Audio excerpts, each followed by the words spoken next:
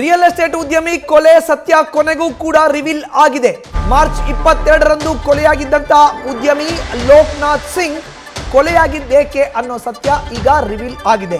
ಕಳೆದ 2 ದಿನಗಳ ಹಿಂದೆ ಅರ್ಥಾತ್ ಮಾರ್ಚ್ 22ರಂದು ಕೊಲೆಯಾಗಿದ್ರು ಉದ್ಯಮಿ ಲೋಕನಾಥ್ ಸಿಂಗ್. ಲೋಕನಾಥ್ ಸಿಂಗ್ ಕೊಲೆ ಮಾಡಿದ್ದು ಬೇರೆ ಯಾರು ಅಲ್ಲ, ಅತ್ತೆಯೇ. ಹೆಣ್ಣು ಕೊಟ್ಟ ಅತ್ತೆಯಿಂದಲೇ ಲೋಕನಾಥ್ ಸಿಂಗ್ ಹತ್ಯೆಯಾಗಿದೆ. ಬ್ಲಾಕ್ ಮೇಲ್ ಮಾಡಿ ಮದುವೆಯಾಗಿದ್ದಕ್ಕೆ ಲೋಕನಾಥ್ ಹತ್ಯೆಯನ್ನ ಮಾಡಲಾಗಿದೆ. ಹೇಮಾಬಾಯಿಯ ಮಗಳನ್ನ ಮದುವೆಯಾಗಿದ್ರು ಲೋಕನಾಥ್ ಸಿಂಗ್. ಕಳೆದ 2 ದಿನಗಳ ಹಿಂದೆ ಏನು ಲೋಕನಾಥ್ ಸಿಂಗ್ ಕೊಲೆಯಾಗಿತ್ತು, ಕೊಲೆ ಮಾಡಿದ್ಯಾರು ಅನ್ನೋ ಸತ್ಯ ಈಗ ರಿವೀಲ್ ಆಗಿದೆ. ಮಾರ್ಚ್ 22ರಂದು ನಡೆದಿದ್ದಂತಹ ಕೊಲೆ ಉದ್ಯಮಿ ಲೋಕನಾಥ್ ಸಿಂಗ್ ಕೊಲೆ ಮಾಡಿದ್ದು ಇನ್ಯಾರಲ್ಲ, ಅವರ ಅತ್ತೆಯೇ ಅನ್ನೋದು ಈಗ ರಿವೀಲ್ ಆಗಿದೆ. ಹೆಚ್ಚಿನ ಮಾಹಿತಿ ನೀಡ್ತಾರೆ ನಮ್ಮ ಪ್ರತಿನಿಧಿ ಪ್ರಜ್ವಲ್ ದೂರವಾಣಿ ಸಂಪರ್ಕಕ್ಕೆ ಸಿಕ್ಕಿದ್ದಾರೆ. ಪ್ರಜ್ವಲ್, ಇಡೀ ನಗರವನ್ನೇ ಬೆಚ್ಚಿ ಬೀಳಿಸಿದಂತಹ ಲೋಕನಾಥ್ ಸಿಂಗ್ ಹತ್ಯೆಯ ಸತ್ಯ ಈಗ ರಿವೀಲ್ ಆಗಿರುವಂತದ್ದು. ಪ್ರಾಥಮಿಕವಾಗಿ ಸಿಗ್ತಾ ಇರುವಂತಹ ಮಾಹಿತಿಯ ಬಗ್ಗೆ ವಿವರಣೆ ನೀಡೋದಾದ್ರೆ.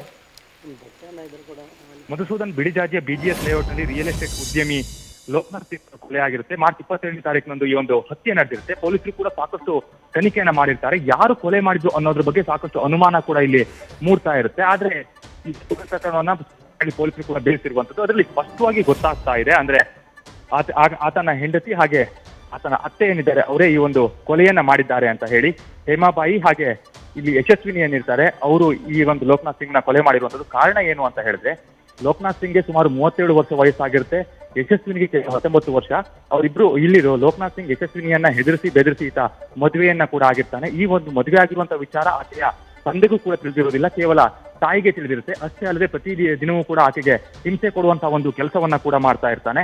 ಅಷ್ಟೇ ಅಲ್ಲದೆ ಆಕೆಗೆ ಹೆದರಿಸುವಂತದ್ದು ಹಾಗೆ ಆಕೆಗೆ ಹೊಡೆಯುವಂತಹ ಒಂದು ಕೆಲಸವನ್ನ ಕೂಡ ಈತ ಮಾಡ್ತಾ ಇರ್ತಾನೆ ಅನ್ನುವಂಥದ್ದೇ ಅದು ಈಗ ಆರೋಪಿಗಳು ಪೊಲೀಸರ ತನಿಖೆಯ ಸಂದರ್ಭದಲ್ಲಿ ಬಾಯ್ಬಿಟ್ಟಿರುವಂತದ್ದು.